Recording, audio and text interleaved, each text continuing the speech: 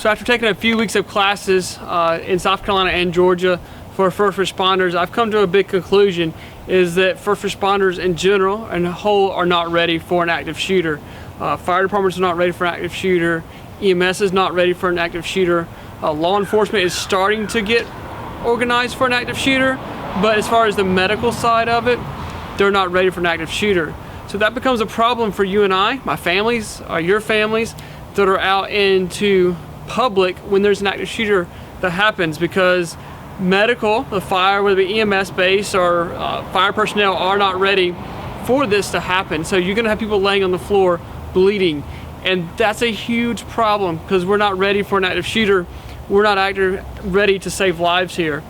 So I say that to say to you is that we need to be ready for an active shooter scenario, that you need the training. You've got to get into immediate action medical class, get into a TCCC class, get into a trauma class, get into a class to get some training, and then you've got to have the equipment on you.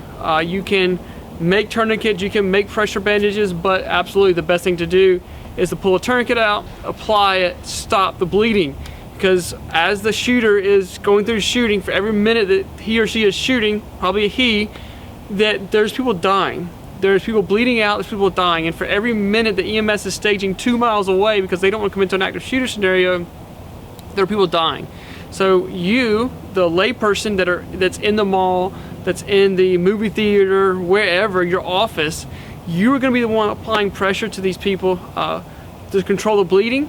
You're going to be the one doing the tourniquets, so you have to get the training. This is why I do this channel here. This is why I do YouTube, is to help try to educate you guys on when to apply a tourniquet, how to apply a tourniquet, how to do wound packing, how to use an raised bandage.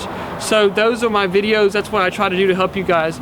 But I'm just as encouraging for you to get into a class, to get the right skills, and to have the equipment, to have the trauma kit, to have the EDC pouch, to have the equipment necessary, because when the time comes, first responders are not going to be there. They're going to be really late to the show. So I wanted to tell you that, you know, if you're thinking that you don't want to get into a class because we'll let the first responders do it, we'll let EMS do it. Well, that's not the case, because they're behind. They're trying to play catch up on these active shooters events. So we as lay people, as you know, you are going to have to be your own first responder. So it sounds like listening to different departments, whether it be fire base or EMS base, funding is a huge problem. Where to get the vest, where to get the helmets, where to get the equipment that they're going to use, education as far as cross-training between law enforcement, EMS.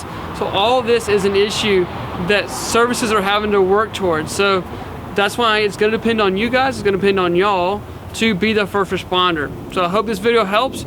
You never know when you'll be the first responder, maybe the right gear and the right training.